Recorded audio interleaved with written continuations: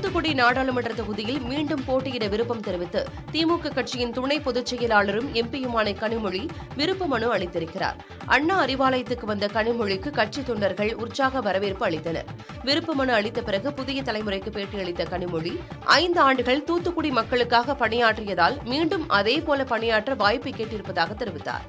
கற்றுக்கொள்வதற்கு நிறைய வாய்ப்புகளை அளித்த ஒரு மன்றமாக இருந்தது.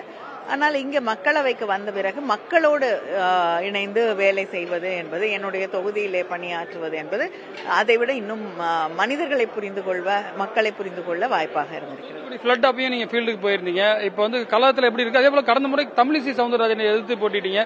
இந்த முறையும் ஏதாவது பெரிய லெவலில் பெரிய வேட்பாளர்கள் மீண்டும் தமிழிசையே நின்றால் அல்லது நிர்மலா சீதாராமன் போன்றவர்கள் நின்றால் எப்படி இருக்கு மேடம் போட்டி உங்களுக்கு?